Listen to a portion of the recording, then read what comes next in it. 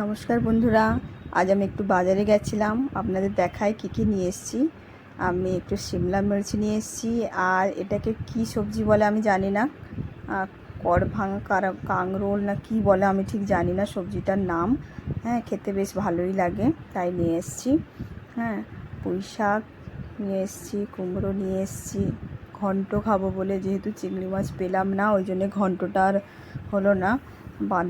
আর নিয়ে এসেছি ভেন্ডি, ঢ্যাঁড়স যাকে বলে, তরি নিয়ে এসেছি, যেটা আমাদের পুরুল বলে বাংলাতে।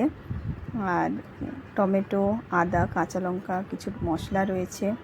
আর এই যে মাছটা দেখতে পাচ্ছেন, জ্যান্ত মাছ নিয়ে এসেছি, কেন কি ওর অনেক রাত হয়ে গেছিলো, ওরা বটি তুলে দিয়েছে। তো এটাকে এখন আমি বাড়ি নিয়ে এসেছি জ্যান্ত কাটবো বলে।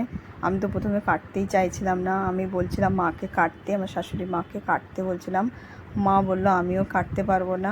তো যেহেতু তার জন্য আমি নিজেই শুরু হয়ে গেলাম কাটতে। ভীষণ স্লিপ খাচ্ছিল মাছটি।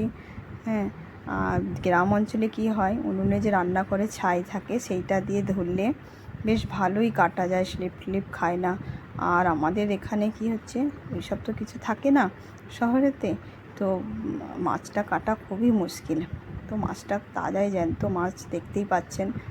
ওটা কাটলাম আমি। আমরা বাচ্চা ভেবেছিল প্রথমে মাছের ডিম আছে, ও মাছের ডিম খেতে খুবই ভালোবাসে, বড়া খেতে, কিন্তু মাছটার মধ্যে ডিম ছিলই না।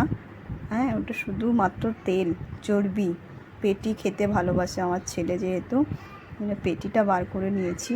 আর 4টে দাগা হয়েছে, ঠিক এরকমই দেখতে লেগেছে। এরকম দেখতে লেগেছে। কেমন লাগলো ভিডিওটি? Bye bye.